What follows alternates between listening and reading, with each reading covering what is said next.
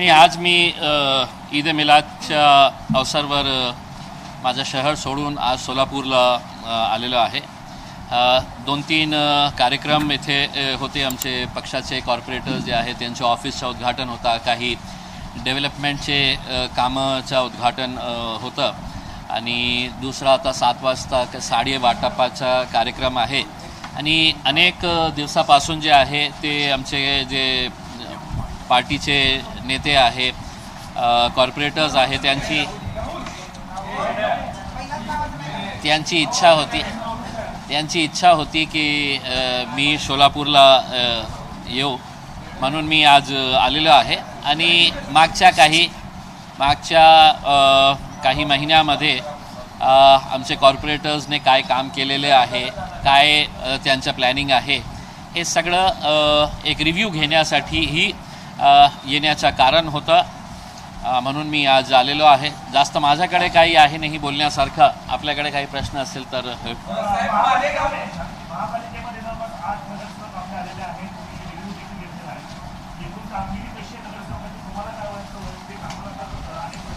काय आहे की आपल्याकडे सोलापूरला 8 आहे, माझ्याकडे तर 36 आहे।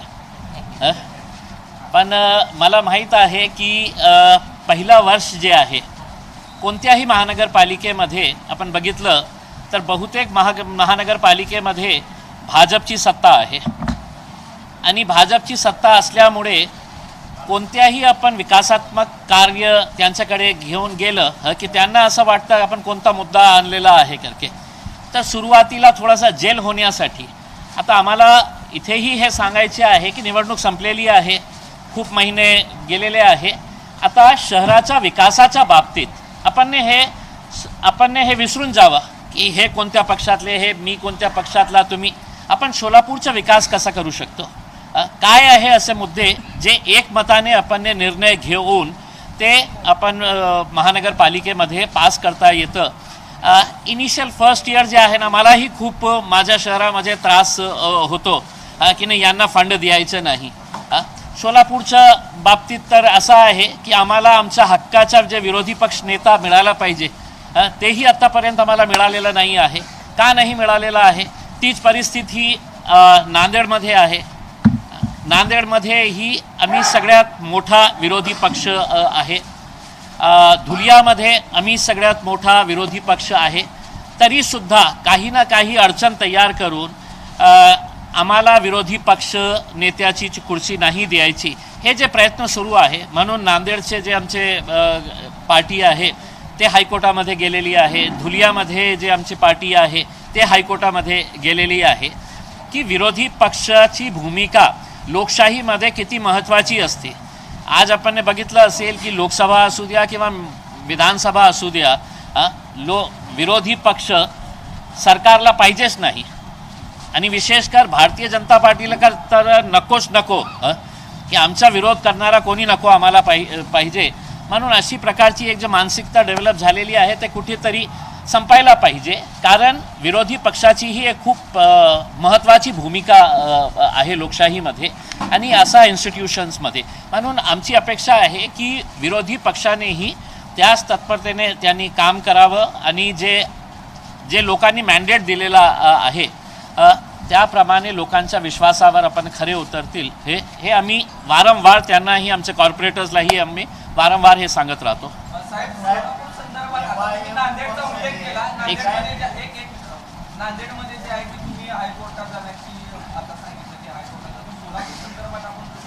काय आहे की सिच्युएशन जे आहे, जे परिस्थिती आहे, ते नांदेडचा निकाल लागला तर त्याचा परिणाम जे आहे ते धुलियालाही होणार आहे आणि सोलापूरलाही होणार आहे।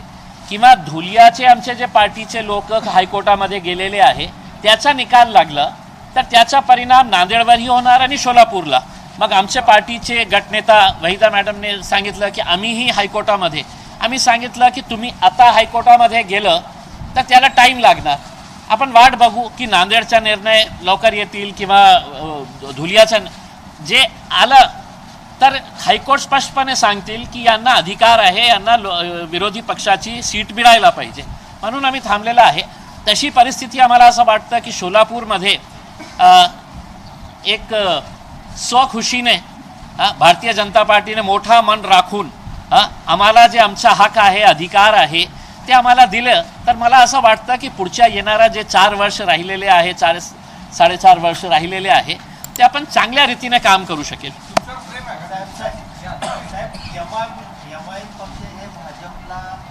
सपोर्ट करता येईल त्या शहरामध्ये. विधान परिषदेला बघितलं आम्ही, नगरसेवकाच्या इलेक्शनला बघितलं. असं मुस्लिम समाजाची होरदान होत नाही का? मुस्लिम समाजाने एमआयएम पक्षाला 2 प्रभागामध्ये भरघोस मतांनी निवडून दिलं आणि भाजप एमआयएमचे सगळे नगरसेवक भाजपची बाजू घेतात आणि भाजप बरोबरच असतात. अनेक विषय हे चुकीचं आहे का नाही? नाही आता बाजू घेत नाही. नाही आता आरोप काय आम्ही डोळ्याने जे बघितले विषय चांगला आहे त्या ठीक आहे. नाही आता तुम्ही मला सांगितलेले आहे, आम्हीही खूप बारकाईने. आता काय आहे की हे जे तुम्ही आरोप करता ना, हे नाही ठीक आहे ना, हे अवैसी साहेबांच्या बाबतीत अनेक वर्षापासून आम्ही एकच गोष्ट ऐकू लागलेले आहे. जिथे जिथे आमची पत्रकार परिषद होती त्या पत्रकार परिषदमध्ये कंपल्सरी आहे हे प्रश्न विचारणं की तुमचा आणि भाजपचा काही साठं लोटं आहे का? छुपा आता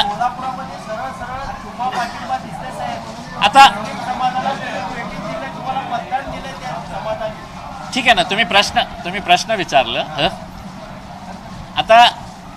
आता काय आहे की अनेक असे मुद्दे आहेत. माझ्या शहरामध्येही भाजपचा महापौर आहे, भाजपची सत्ता आहे, पण समजा एखादा डेव्हलपमेंटचा चांगला इश्यू असेल, म्हणजे कालच आमच्याकडे ही जनरल बॉडी मीटिंग झाली, जे गुंठेवारीच्या बाबतीत निर्णय घेण्यात आला होता की गुंठेवारी ज्यांना करायची आहे त्यांना इतकं मोठा भुर्दंड द्यावा लागत होता, इतकी पेनॉल्टी होती त्याच्यामध्ये. तर आम्ही एक प्रस्ताव महापौरांना दिलं होतं की तुम्ही हे प्रस्ताव आणा, आम्ही एक मताने ते पास करू. याचा अर्थ हे होतं का की आम्ही भाजपच्या सोबत आहे, भाजपने आणलेला प्रस्ताव एमआयएम मदत करत आहे करके? इश्यू बेस्ड काही असेल तर नक्की आम्हीही त्यांच्यासोबत जाऊन जे शहराच्या बाबतीत. आणि असं नाही आहे की आम्ही दररोज यांना हे सांगतो हे करायचं हे नाही करायचं करके. आता 3 टर्म कॉर्पोरेटर राहिलेले आहे आमचे गटनेता मॅडम. काही लोक विचार करून त्यांना 3 वेळा महानगरपालिकेमध्ये पाठवले असेल ना. हे आरोप जे आपण करत आहे त्यांना लोक निवडूनच दिले नसते. आज आम्हाला मी गाडीमध्ये बसून विचारत होतो की 6 आमचे कॉर्पोरेटर्स 100 मतांनी 150 मतांनी हे पराभव झालेला आहे. कशामुळे झालेला आहे, का झालेला आहे, सर्वांना माहीत आहे.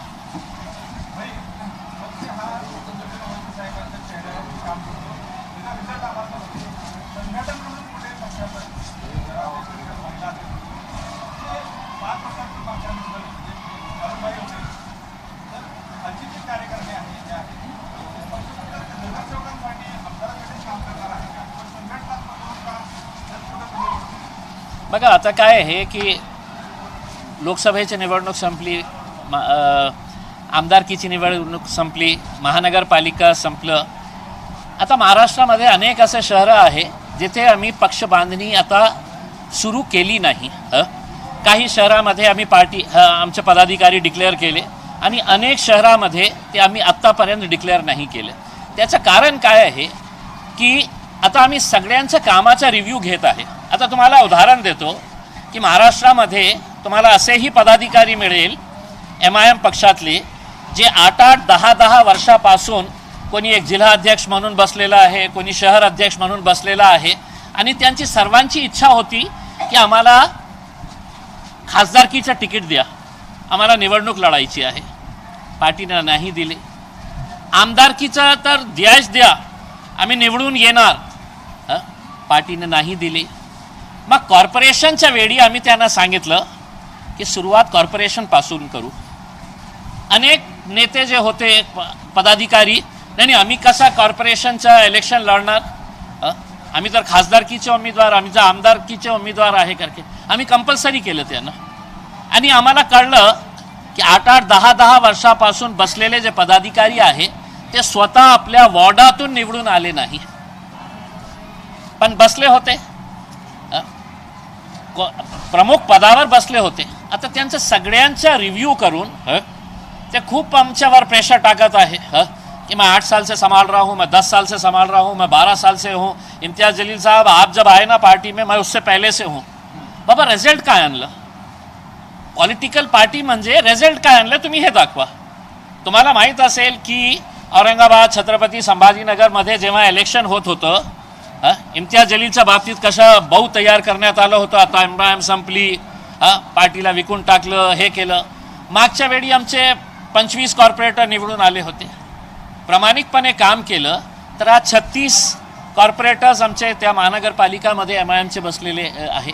ते जे लोक काम करतील ते राहणार, जे नाही काम करतील त्यांना आम्ही कशा देणार, कोणत्या आधारावर देणार? तुम्ही एक कॉर्पोरेटर सुद्धा निवडून आणू शकत नाही आहे. 3 जिल्ह्यातले असे आहे की ज्यांनी माझ्याकडे तिकीट मागितलं होतं महानगरपालिकेचे. एक जिल्ह्यामध्ये खूप जुना आमचा पदाधिकारी आहे, मला असं वाटतं की माझ्या 15 वर्षापासून तो बसलेला आहे. साहब हमको 20 फॉर्म चाहिए, AB फॉर्म चाहिए. मैं म्हटलं 20? तो बोले हाँ साहब, हम 20 फॉर्म आप दे दीजिएगा, हम जीत के लेके आ रहे. मैं बोला किती येणार? तो बोले कम से कम हम आपको 15 सीटें देंगे करके. मैं बोला नहीं पाहिजे मला 15, 5 आणू शकता का? तो बोला 5 तो ला लूंगा करके. मी त्यांना त्यांचा पेपर दिला त्यांच्या हातात आणि त्यांना सांगितलं की लिहा की मी 5 सीट्स नाही आणलं, 5 तर निकालाच्या दिवशी हे माझा राजीनामा समजावा. 5 तर सोडा, 1 ही नाही आणलं. आता घरी बसवण्याची त्यांची तयारी आम्ही सुरू करत आहे. एक सेकंड, जिसका मालेगावमध्ये जे आहे उपमहापौरांनी जे आहे त्यांच्या दालनामध्ये परत एकदा जो आहे तो टिपू सुलतानांचा फोटो लावलेला आणि कुठेतरी त्यांच्यावर टीकेची जोड उमटते, कसं पाहताय? आता काय आहे की आपल्याला काहीतरी पाहिजे ना. म्हणजे साखराच्या भावाचा आतापर्यंत कोणी विचारलं नाही ना, कोणी विचारणार नाही. मेन स्ट्रीम मीडिया तर विचारणारच नाही ना उसमें काय भाववाढ सुरू आहे. कधी आपल्याला औरंगजेब, कधी आपल्याला टिपू सुलतान, कधी आपल्याला मंदिर मस्जिद, हिंदू मुस्लिम, हेच मेन एजेंडा जे आता झालेला आहे ना, हेच झालेला आहे. आता हे जे आपले एकनाथ शिंदे साहेबांचे मंत्री भुसे साहेबांनी सांगितलं की आम्ही हे काढून लावणार आहे. तुमची सरकार आहे भाजपसोबत. लोकसभेमध्ये जे ओरिजिनल कॉन्स्टिट्यूशन आहे, ओरिजिनल संविधानाची कॉपी आहे, जे डॉक्टर बाबासाहेब आंबेडकरांनी लिहिलेली आहे, ते ओरिजिनल संविधानाची कॉपी जे आहे ते लोकसभेची लायब्ररीमध्ये इतका चांगल्या काचेच्या फ्रेममध्ये त्याला ठेवण्यात आली. आता त्या कॉन्स्टिट्यूशनमध्ये टिपू सुलतानची फोटो आहे. आता भुसे साहेबांना आणि त्यांच्या पक्षातले जे मोठे नेते असतील किंवा भारतीय जनता पार्टीचे नेत्यांना मी सांगतो की त्या दिवारवर जे ते उपमहापौरच्या कॅबिनमध्ये जे आहे ते काढण्याच्या अगोदर तुमच्यामध्ये हिम्मत असेल तर तुम्ही लोकसभेमध्ये जाऊन ते ओरिजिनल कॉन्स्टिट्यूशन जे आहे त्याच्यामध्ये बाबासाहेब आंबेडकरांनी काहीतरी विचार करून, राणी लक्ष्मीबाईची आहे त्याच्यामध्ये, टिपू सुलतानची फोटो आहे. मग तुम्ही का त्यांच्यापेक्षा मोठे झालेले आहे? पण तुम्हाला काय आहे की कोणीही या राज्यामध्ये आता चाललेला काय आहे, भ्रष्टाचार कुठपर्यंत गेलेला आहे, महंगाई काय कुठपर्यंत गेलेली आहे, ते न करता अपन ने काय कि टिपू सुल्तान की फोटो रहेगी या नहीं रहेगी, ये देश का सबसे बड़ा मुद्दा बन गया है करके. एक से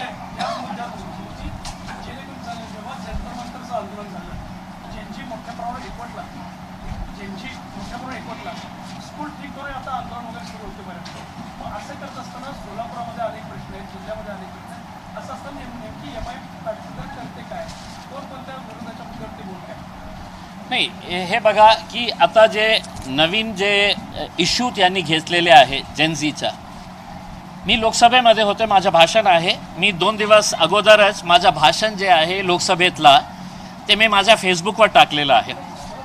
नाही, मी काय सांगतो की हे जे मुद्दा आहे शाळांच्या बाबतीत, तुम्ही सांगा मला की ग्रामीण एरियातली शाळा जी आहे खूप चांगली आहे का? आपण किती मोठा गप्पा मारत आहे, कोट्यवधी रुपये याच्यावर खर्च करत आहे. 25,000 कोटी रुपये आता मला सांगण्यात आलेले आहे ते 25,000 वरून ते 32,000 पर्यंत गेलेलं आहे कुंभमेळ्यासाठी. काल सुप्रीम कोर्टाचे एक रिटायर्ड जजनी सांगितलेले आहे की त्याचं 1% तुम्ही शिक्षणावर खर्च केले असते. तेच एक्झॅक्टली मुद्दा मी लोकसभेमध्ये मांडला होता जेव्हा मला लिहून जिल्हा परिषदाने दिलं होतं की 306 अशी शाळा आहे फक्त एका चुनावी क्षेत्र. मी माझ्या लोकसभेचं जे क्षेत्र आहे त्याची माहिती मागितली होती. 306 अशी शाळा आहे की ज्याच्यावर पक्की छत नाही आहे, टीनच्या शेडच्या खाली बसते मुलं. आपण 80 वर्ष झाले ना, हे लोकांना दिसत नाही आहे का की आज क्या त्यांना अधिकार नाही आहे का? सगळ्या मंत्र्यांचे मोठे मोठे जे मंत्री नेते आहे त्यांच्या मुले जे आहे कोणी लंडनला, कोणी कॅनडाला, कोणी US ला शिकणार, आणि ग्रामीण एरियातला आमचा जे मुलगा आहे, शेतकऱ्यांचा जे मुलगा आहे, कामगारांचा जे मुलगा आहे, त्यांना तुम्ही साधा एक स्कूल तयार करून दिलं नाही आहे. तर हे जे मुद्दे आहे स्वाभाविक आहे की महानगरपालिकेमध्ये आम्हीही आमच्या जे काही इश्यूज आम्ही याचा सोलापूर महानगरपालिकामध्ये आमच्या पदाधिकाऱ्याने सांगणार आहे. त्याच्यामध्ये हे पण खूप प्रमुख एक मुद्दा आहे की तुम्ही शाळांच्या बाबतीत का करत आहे. हे प्रश्न सत्ताधाऱ्यांना विचारण्याची वेळ आलेली आहे. कारण आपल्याला एक नवीन भविष्य घडवायचं असेल तो हमारे छोटे छोटे बच्चों को अगर हमने एजुकेशन नहीं देंगे, आप उनके शिक्षा के ऊपर देखिएगा, एक त्यौहार के लिए, एक आप उत्सव मनाने के लिए खूप लोक याच्या बाबतीत मला शिव्या देणार की तुम्ही आमच्या कुंभमेळ्याचा विरोध करतो. पण जे स्पष्ट बोलायचे आहे ते कोणीतरी बोलायला पाहिजे. मी जे पोस्ट टाकलेली आहे त्या पोस्टमध्ये हे लिहिलेलं आहे की कोणी माझी आलोचना करणार असेल की तुम्ही कुंभमेळ्यामध्ये 30,000 कोटी रुपये सरकार खर्च करणार आहे, तुम्ही याच्या बाबतीत विरोध करणार असेल तर हेच इम्तियाज जलील आहे, हेच असदुद्दीन अवैसी आहे ज्यांनी पार्लमेंटमध्ये उभे राहून हे मागणी केली होती की मुसलमानांना हजला जाण्यासाठी जे सरकार सबसिडी देतं, दरवर्षी सबसिडी देतं सरकार मुस्लिम समाजाचे लोकांना हजला जाण्यासाठी, तो आमचा धार्मिक हे आहे, कर्तव्य आहे. आमच्याकडे पैसे असतील तर आम्ही जाणार, नाही आहे तर आमचा भाऊ मदत करतील, कोणीतरी मदत करतील. हे समाजाचा मुद्दा आहे. सरकारची जबाबदारी काय आहे? शाळा बांधण्याची, हॉस्पिटल बांधण्याची, चांगले रस्ते बांधण्याची, हे सब सरकारची जबाबदारी आहे ना. ते न करता तुम्ही विचार करा 30,000 कोटीमध्ये किती IITs, IIMs तयार केलं असतं आपण, शाळांचा दर्जा आपण कुठल्या लेवलवर घेऊन गेलं असतं. पण नाही, याच्या बाबतीत बोललं की आज देशामध्ये अशा वातावरण तयार करण्यात आलेलं आहे की जसं मी जेव्हा गोपीनाथ मुंडे साहेबांच्या स्मारकाचा विरोध केला होता, रात्री 2-2 वाजता मला फोन करायचे लोक, का रे तुला ते हॉस्पिटलचा आमच्या नेत्याचा विरोध करतो, तू पाकिस्तानला का नाही जातं, तिथे बांधणं, तुला हॉस्पिटल बांधायचे आहे.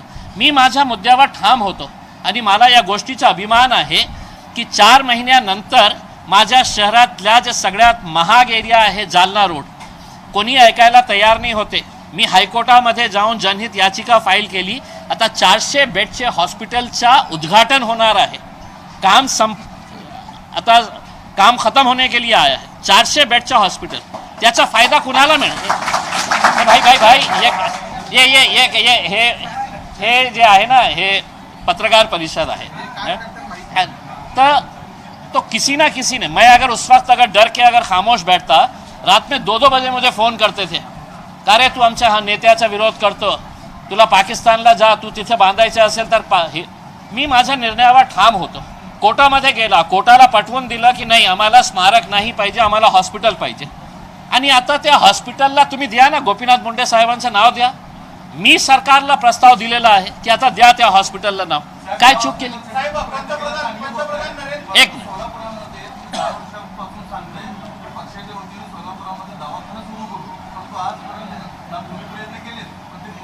निवडणुकीचा तो विषय असतो रंगला जातो आणि आपण कुठेही नगरसेवक प्रयत्न करत नाहीये. आणि निवडणुकीमध्ये तुमचे जे दौरे असतात, परंतु आज पहिल्यांदा चांगलं वाटतं की तुम्ही नगरसेवकांचा आढावा घेण्यासाठी आला, तर हा जो विकासाचा मुद्दा आहे तो लांबून गेला असं वाटत नाही? नाही, एक तर आपल्याला एक थोडंसं स्पष्टीकरण हे देतो की आज आलं म्हणून हे रिव्ह्यू घेत आहे असं नाही आहे. हे सगळे कॉर्पोरेटर्स अनेक वेळा माझ्या शहरामध्ये येऊन, माझ्या ऑफिसमध्ये येऊन ते सगळं आपलं रिपोर्ट कार्ड देतं. आपल्याला कोणता मुद्दा घ्यायचा आहे आम्ही त्यांच्याकडून सजेशन घेतं आणि सजेशन घेऊन आणि हॉस्पिटलच्या बाबतीत तुम्ही बोलतो ना, उसमें मी आपल्याला एक सुझाव देतो. महानगरपालिकेच्या हॉस्पिटल्स आहे, इथे महानगरपालिकेची शाळा आहे, त्याला मी एक सुझाव देतो. तुम्ही हे सुझाव तुमच्या मार्फत महापौरांना द्या की एक महानगरपालिकाची शाळा आणि एक हॉस्पिटल MIMला दत्तक द्या तुम्ही. आणि तसंच एक शाळा आणि एक हॉस्पिटल भाजपवाल्यांनी घ्यावा, एक शिवसेनेला द्या, एक काँग्रेसवाल्याला द्या आणि एक हेल्दी कॉम्पिटिशन आम्ही लावू. हे प्रस्ताव तुम्ही मान्य करता का? एका वर्षानंतर आम्ही सगळं पत्रकार बांधवांना घेऊन जाऊ. हे सगळं 5-6 जिथे मोठे मोठे पार्टीज जे आहे ना, तुम्ही फक्त कुर्सीवर बसणार आहे. आता मी तुम्हाला सांगतो ना, मी चॅलेंज करतो तुम्हाला की 1 वर्षानंतर तुम्ही आम्हाला एक हॉस्पिटल द्या, एक स्कूल द्या, जे तुमची सगळ्यात वाईट जे स्कूलची परिस्थिती असेल महानगरपालिकेची ते आम्हाला द्या. सगळी चांगली जे आहे ना ते भाजपवाल्याला सांगा तुम्ही ठेवा त्याला, आणि देतो मी. अशा प्रस्ताव आम्ही आमच्या गटनेता पार्टीच्या मार्फत देतो. आणि यांच्यापेक्षा तुमच्या मार्फत दिलं तर चांगला सुझाव आहे का नाही दादा? सर, शाळांच्या बाबतीत तुम्ही सांगितलेलं आहे, पण तुमच्याच 4 नगरसेवकांना ज्या जनतेने निवडून दिलंय त्याच प्रभाग क्रमांक 14 मध्ये महानगरपालिकेने शाळेची 5 नंबर आणि 8 उर्दू मीडियमची शाळा पाडली आहे. त्या बाबतीत तुमच्या कुठल्याही नगरसेवकांनी आवाज उठवलेला नाहीये. आणि इतर अनेक आता BOT तत्वावर शाळा द्यायला निघाली, उर्दू शाळा खास करून महानगरपालिका, तरीही तुमच्या बाजूने कुठलाही आवाज सभागृहात उठवला गेलेला नाहीये. शाळा पाडण्यात आली आहे, त्या शाळेच्या बाबतीत एकही अर्ज दिले का विचारा नगरसेवक? अच्छा, याचा आहे की ठीक आहे ना, मी पत्रकार परिषद जेव्हा घेतो ना, याचा उद्देश हे पण असतं की काय खरं काय चाललेलं आहे करके असं. तर तुमच्या वतीनं मला हे प्रश्न विचारण्यात आला होता. मला माहीत नाही आहे की त्याची सध्या परिस्थिती काय आहे, यांनी काय विरोध नाही केला. आम्ही नक्की त्याच्या बाबतीत आम्ही आपके एरिया में आता है कि हमारे एरिया में GS एक पंतप्रधान नरेंद्र मोदी असतील, फडणवीस असतील आणि विरोधी पक्षनेते राहुल गांधी असतील, ते जनजीसोबत कनेक्ट होण्यासाठी कोणते ना कोणते कार्यक्रम घेत आहेत. MIM किंवा आपले OBC तुम्ही महाराष्ट्रामध्ये असे जनजीसोबत कनेक्ट होण्याचे काही कार्यक्रम घेणार आहात का? तुम्ही घेत नाही. MIM जे पक्ष वाढलं ना ते फक्त जेनझीमुळे वाढलं. हे सगळे युवक जे आहे ना, हमारे पास ये दीवानों की फौज है ये. इनको तो अभी एहसास हो रहा है मोदी जी को, अरे ये भी जिंदा है, इन लोगों को भी अपने को करीब करना पड़ेगा. इनको तो अभी एहसास हो रहा है.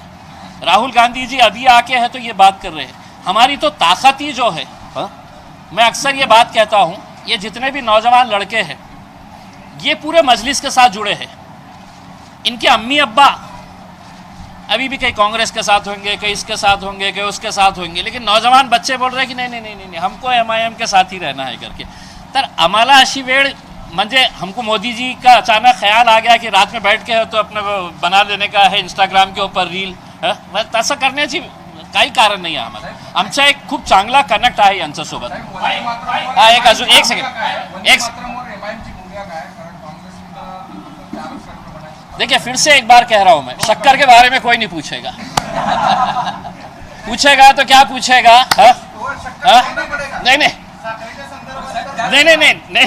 देखिए ना भाई, वंदे मातरम के ऊपर कितनी मर्तबा अब हमने ये बात करना चाहिए करके, कितनी मर्तबा भाई, हम मेन मुद्दों के बारे में हम कब बात करेंगे? कब हमसे ये सवाल किया जाएगा कि शोलापुर के स्कूल्स के बारे में हमने क्या करना चाहिए, हॉस्पिटल्स के बारे में, अच्छे रास्ते बनाने के बारे में हमने क्या करना चाहिए?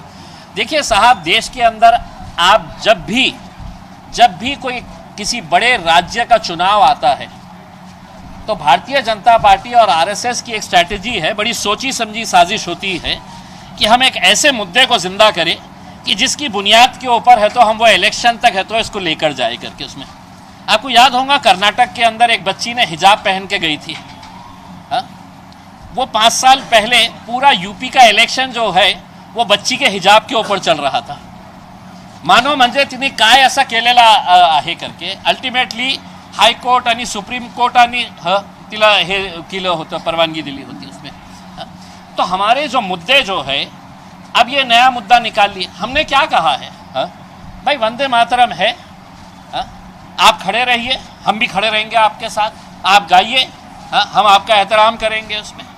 लेकिन आप मेरे गले पे छुरा रख के कहेंगे कि नहीं आपको भी करना पड़ेगा, तो आप भूल ही जा रहे हैं कि ये देश जो है वो एक संविधान बाबा साहब अंबेडकर के हिसाब से चलेगा ना। उसमें क्या आप हर एक को है तो जोर जबरदस्ती, दादागिरी और गुंडागर्दी के हिसाब से आप चलाएंगे करके? क्या आपको यही मुद्दे के ऊपर आप रात में 8 बजे 9 बजे कोई टीवी चैनल खोल लीजिएगा तो बस उसके ऊपर बहस क्या होगी? यही मुद्दों के ऊपर बहस होगी उसमें। तो हमारा स्टैंड बड़ा क्लियर है। देखिए हमको किसी का ये नहीं है कि आप यही अगर गाएंगे, यही अगर इसके लिए आप खड़े रहेंगे तो आप मुझे सर्टिफिकेट देंगे कि मैं देशभक्त हूं करके। एक सेकंड जिसका नहीं हुआ है, एक सेकंड ज्यांचं नाही झालं। विधान परिषदेच्या निवडणुका पार पडलेल्या आहेत आणि आपल्या नगरसेवकांनी सुद्धा 100% वोटिंग केलेलं आहे। फक्त त्या ठिकाणी 2 उमेदवार होते, भाजप आणि राष्ट्रवादी।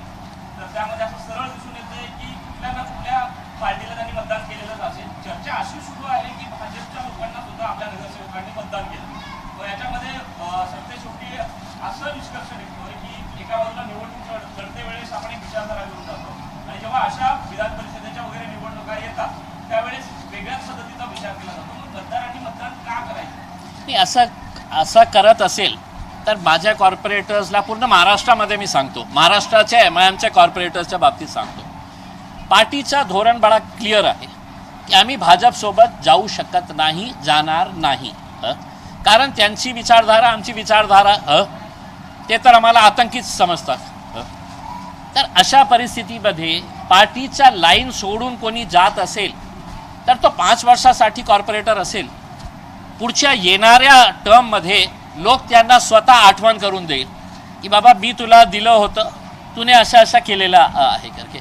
पार्टीची लाईन स्पष्ट आहे आणि हे सर्व महाराष्ट्राच्या कॉर्पोरेटर्सला मी स्पष्टपणे वारंवार हे सांगत राहिलेले आहे कि तुम आता निवडून आलेले आहे कि नहीं, मैं पार्टी से बड़ा हो गया, मैं अपने हिसाब से फैसला करूंगा करके। तो आप कर सकते हैं 5 साल के लिए, 5 साल के बाद है तो आपको ज्यानी नहीं विचार पदवीधर आणि शिक्षक निवडणूक विधान परिषदेच्या निवडणुका पार पडतात, MIM ही निवडणुका लढवणार आहे। आता त्याच्या बाबतीत आमचे जे पार्टीचे पदाधिकारी आहे त्यांच्यासोबत चर्चा करू आणि काही चांगला असा इंडिव्हिज्युअली आम्ही करू शकत नाही हे जे इलेक्शनचं आहे, पण चांगला अलायन्स करता येईल तर नक्की आम्ही त्याच्या बाबतीत विचार करू। आता त्याच्या बाबतीत बातमी करूच नका ना, कशाला करायचं? म्हणजे वारंवार पेपर फुटत आहे तर आपण किती वेळा हे करणार आहे?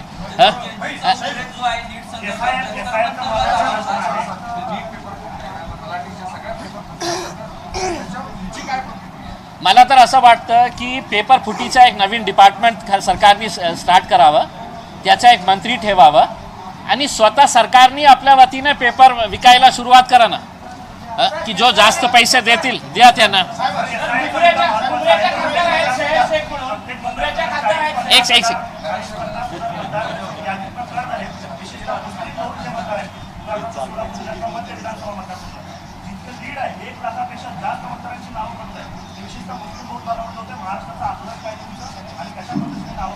देखिए जेव्हा हे SIR सुरू झालं होतं त्याच एक सेकंड त्याचा रिलेटेड आहे। त्याच्याशी रिलेटेड एक प्रश्न आहे, मतदारांची संख्या कमी होते असा आकडा प्रारंभमध्ये येणार आहे की जवळपास प्रभाग क्रमांक 14 जो मुस्लिम बहुल वर्ग आहे, शहर मध्याचा एक टाकू आहे मोठा मुस्लिम समाजाचा, या ठिकाणचे 15,000 लोकांच्या यादीतून नाव वगळण्यात येणार असल्याचं खात्रीला त्यांची यादी दिसत आहे।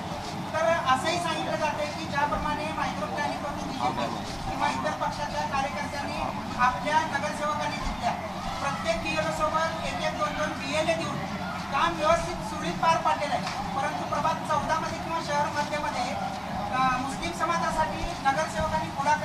डीएनए न देता ही संख्या त्याच कारणाने कमी झाली असा आरोप लावला जातो. नाही काय आहे की एकतर जेव्हा SIR सुरू झालं होतं आम्हाला आणि तुम्हालाही हे स्पष्ट माहीत होतं की त्याचा उद्देश काय आहे. भाजपला माहीत आहे की कोणत्याही परिस्थितीमध्ये मुस्लिम समाज त्यांच्यासोबत येणार नाही, त्यांना मतदान करणार नाही. मग अशा परिस्थितीमध्ये इतका मोठा वोट बँक कोणत्या दुसऱ्या पक्षाशी जोडलेला असेल तर आपल्याला फटका बसू शकतं. म्हणून हे सगळं स्ट्रॅटेजिकली प्लॅन करून, कारण त्यांना डिलिमिटेशन असू द्या, हे सगळं करून त्यांना 2029मध्ये पुन्हा यायचं आहे. आणि आता लोक खूप त्रस्त झालेले आहे.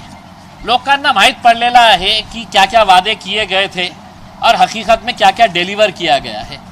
मग लोक 29मध्ये आपल्याला पुन्हा संधी देणार नाही हे भीती त्यांना आहे आणि एक खरी परिस्थिती पण आहे.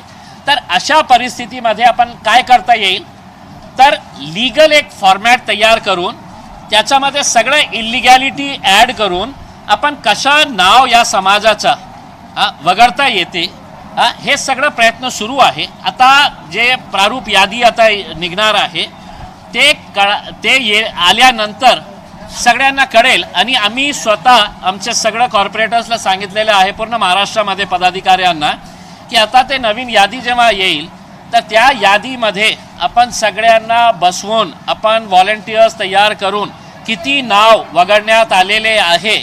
एका घरामध्ये 5 मतदान असतील, फक्त 3 लोकांचे नाव, तर 2 गेले कुठे, तो वो शरारत के तौर के ऊपर ये सब किए जा रहा है.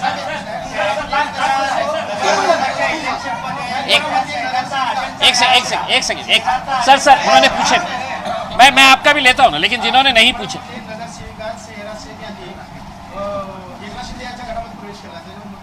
कहाँ पे किया है प्रवेश केलेला नाहीये पण त्यांची जवळीक आहे. ये तो प्रवेश केलेला नाहीये पण त्यांची जवळीक वाढताना दिसून येते. जवळीक वाढताना दिसून येते. त्यांची काही कान उघडणी करणार आहात का तुम्ही? नाही बघा, आमचे गटनेता आहे साहेब पठाण, त्यांनी मला काल फोन केलं आणि त्यांनी सांगितलं की साहेब मुंब्रा जे आहे, मुंब्रा असू द्या किंवा भिवंडी असू द्या, खूप अंडर डेव्हलप्ड एरियाज आहे हे. आणि विशेषकर का त्याचं कारण आहे ते मुस्लिम बहुल भाग आहे म्हणून. त्यांनी मला प्रश्न विचारले की साहेब आमच्या एरियातले जे खासदार आहे ते श्रीकांत शिंदे साहेब आहे, एकनाथ शिंदे साहेब तिकडचेच आहे. त्यांनी माझ्याकडून परवानगी घेतली कि साहब हम एक डेलीगेशन लेके जाके एकनाथ शिंदे साहब के पास जाके है तो हम हमारे एरिया के लिए फ़ंड मांगना क्या करके. मैं बोला फ़ंड मेरे पास तो है नहीं, आपको फ़ंड देंगे तो देवेंद्र फडणवीस साहब देंगे, एकनाथ शिंदे साहब देंगे, सुनेत्रा पवार मैडम देंगे उसमें. तो विकास के कामों के लिए अगर आपको उनके पास जाने की ज़रूरत है तो बिल्कुल जाना चाहिए. लेकिन अब मैं हैरान हो गया कि शहर शेख चली गई, तो मैं बोला अरे मुझे तो पता ही नहीं है साहब.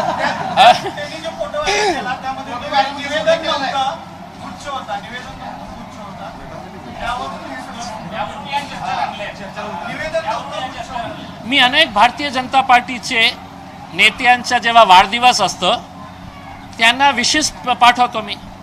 आता नाही बघा ना, जेव्हा मी लोकसभेचा सदस्य होतो, सकाळी मैं प्लेन में से उतरा और मुझे फ़ोन आया, हेलो.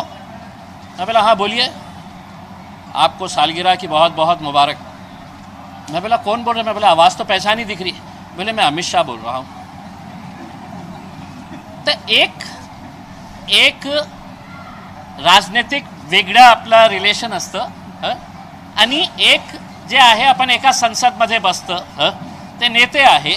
आणि एक प्रथा आहे की मोदी साहेब प्रधानमंत्रीची जे आहे, मोदी साहेब असो किंवा कोणताही असो, स्पीकर आहे किंवा मोठे आता माझ्याकडे माझ्या वाढदिवसावर अनेक मोठे नेत्यांचे, ते भाजपचे असू शकतात, ते शिवसेनाचे असू शकतात, त्यांचे बेस्ट विशेस येतं.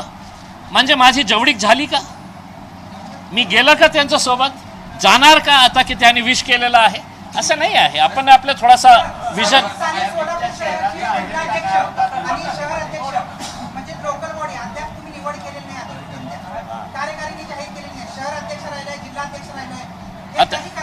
नाही. आता काय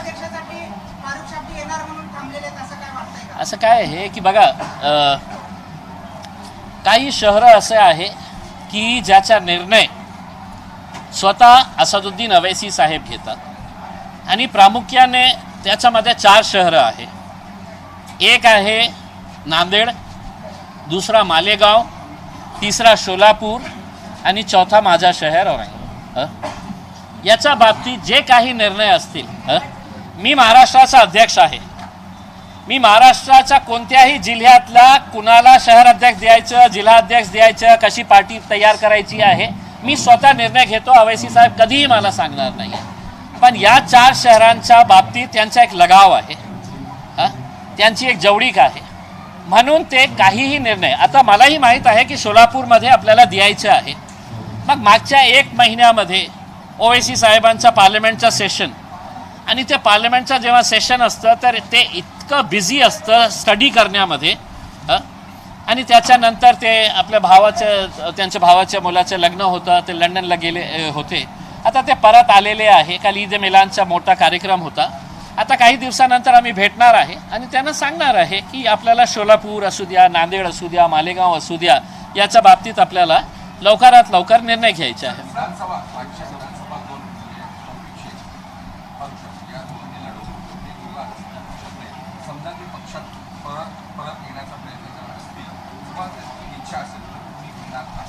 नाही, मी काय सांगितलं की हे सगळं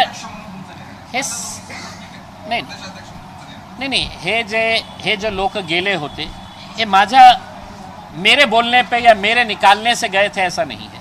जे काही निर्णय घेण्यात आलं होतं ते ओवैसी साहेबांनी घेतले होते.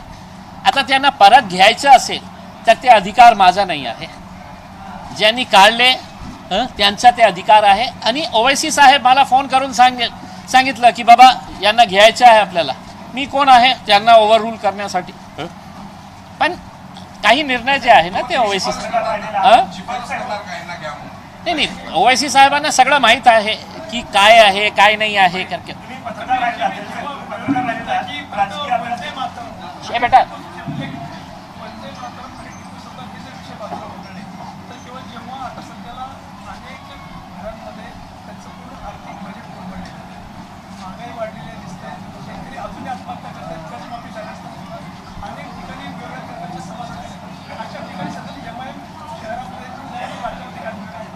नाही, आता हे जे प्रश्न आहे हे याचा उत्तर जे काही मी देईल तुम्ही त्याच्या हेडलाईन केलं तर मला असं वाटतं चांगलं. की आज जे महंगाई वाढलेली आहे, आता सण येणार आहे, खूप मोठे मोठे सण सुरुवात होणार आहे. ते गणपती असू द्या, ते दिवाळीचा असू द्या, रक्षाबंधन असू द्या. अशा वेळी अशा प्रकारचे साखरेचे भाव दुपटीने म्हणजे कितपत योग्य आहे? कुठेतरी सरकारने त्याच्या बाबतीत लक्ष घातलं नाही आहे. काही त्यांचा पॉलिसी डिसिजन जे आहे ते बरोबर नाही होती, म्हणून हे अशा प्रकारचा. आणि तुम्ही जसं म्हटलेलं आहे की आम्हाला काही फरक पडणार नाही. सरकारने आमदारांना, खासदारांना खूप काही करून ठेवलेलं आहे त्यांच्यासाठी. पण जे मिडल क्लास आहे, तुम्ही गोरगरिबांच्या बाबतीत बोलत आहे, मी तर मिडल क्लासच्या बाबतीत बोलत आहे. की आज तुम्ही विचार करा की त्यांचं बजेट किती कोलमडलेलं असेल, काय परिणाम झालेला असेल की एक साखरमुळे किंवा दुसरी ही जे हे महागाई आहे ते सगळ्यांवर त्याचा परिणाम होत असेल ना. तुमची पगार वाढलेली आहे का? तुमचा मालिक तुम्हाला सांगितलेला आहे का की नहीं शक्कर बढ़ गई है, अब शक्कर की कीमत बढ़ गई है तो तुम्हारी पगार भी बढ़ा रहा हूं करके. जितके लोक तुमच्या घरी यायचे तुम्ही त्यांना सगळ्यांना चहा पाजायचे. आता तुमची ही बायको म्हणणार असेल की मैं चाय पूरी फुल कप नहीं दूंगी, आधी कट दूंगी करके. तर हे सगळ्यांवर त्याचा परिणाम. आणि असं नाही आहे की त्यांना नाही. शहरामध्ये आंदोलन असेल किंवा दरवाढी असेल, महागाईसाठी कुठं रस्त्यावर आली आहे माहिती सांगा ना. हा, हे पण खरी गोष्ट आहे की याच्या बाबतीत आज आम्हाला जे सांगण्यात आलेलं आहे की पार्टीची धुरा कोणाच्या हातात. आता जसं मी माझ्या शहरामध्ये उद्या आपल्याला मोर्चा काढायचे आहे, किंवा 4 तास अगोदर मी सांगितलं की आपल्याला 3 वाजता हे करायचं आहे करके. खूप सारे लोक, कारण एक आमच्याकडे एक हे आहे प्रॉपर बॉडी, इथे बॉडी बनवण्याची हे आहे. आता सगळे कॉर्पोरेटर्स आहे ज्या दिवशी आम्हाला आमची बॉडी तयार होईल त्याच्यानंतर मला असं वाटत नाही तुम्हाला हे प्रश्न विचारण्याची वेळ येईल. एक सेकंड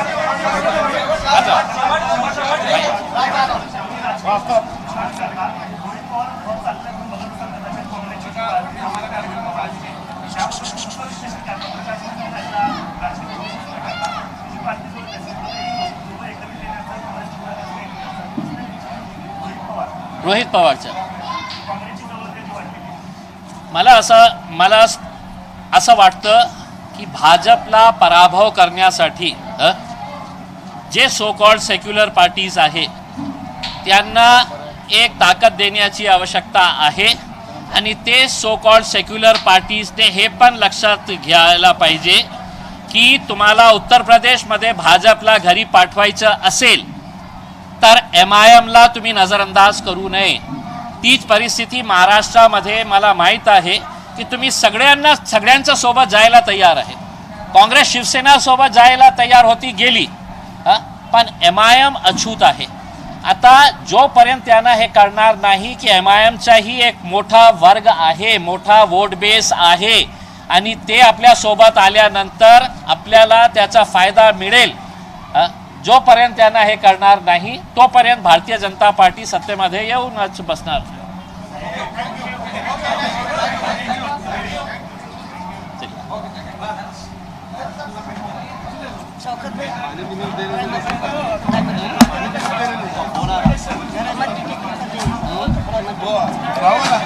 चलना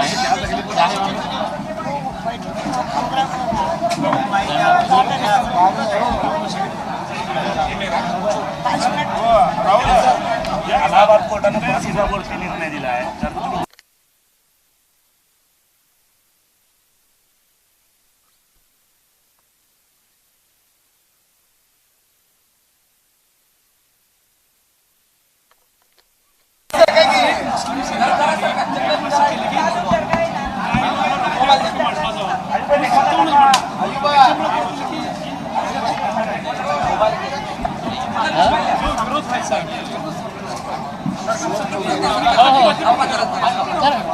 आम्ही तर मागणी केली नाही आणि आम्ही पण बोलतो ना त्याच्या बाबतीत. त्यावर अलाहाबाद कोर्टाने जे म्हटलेलं आहे हिजाब हा इस्लामचा धार्मिक भाग नाही आहे. धार्मिक भागात कोर्टाला हस्तक्षेप केला जाणार नाही. मग उच्च न्यायालय विशेषतः जे भाजप प्रदेश राज्य आहे ते उच्च न्यायालय अशा पद्धतीने इस्लामच्या किंवा धार्मिक निर्णय का दिला आढळतो? नाही जे हायकोर्टाचा निर्णय आलेला आहे ती शाळामध्ये जाणारी की कॉलेजमध्ये जाणारी ती मुलगी होती तिने कोर्टामध्ये गेली होती की मला बुरखा घालून ते जायचं आहे. तर कोर्टाने स्पष्टपणे सांगितलं की हे कॉलेजचा युनिफॉर्म नाही आहे किंवा शाळेचा हे युनिफॉर्म नाही आहे, आम्ही परवानगी देऊ शकत नाही आहे करके.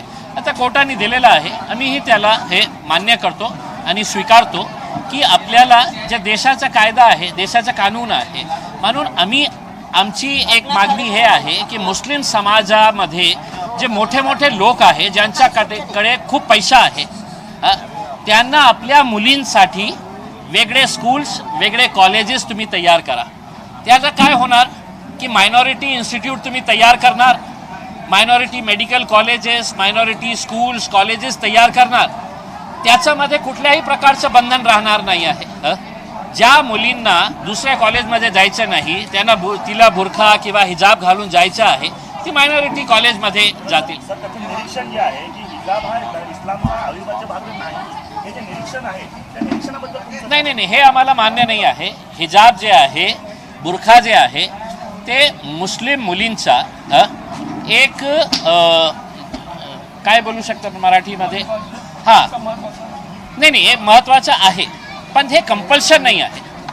हे कंपल्शन नाही आहे की सगळ्यांवर सक्ती करून त्यांनी हे घालायलाच पाहिजे करके. हे व्हॉलेंटरीली आहे. उसमें ज्या मुलींना असं वाटतं, अनेक असे स्कूल्स आणि कॉलेजेस आहे, अनेक कॉलेजेसमध्ये तुम्ही गेल्यावर अनेक असे मुस्लिम मुली तुम्हाला दिसेल की जे हिजाब घालून नाही येतं, ती पण मुस्लिम आहे. आणि ज्यांना असं वाटतं की आपल्याला घालायचं आहे ती तिचा इंडिव्हिज्युअल राईट आहे. ती इंडिव्हिज्युअल राईट देशातला कोणताही कायदा, कोणताही कानून आणि कोणताही कोर्ट घेऊ शकत नाही.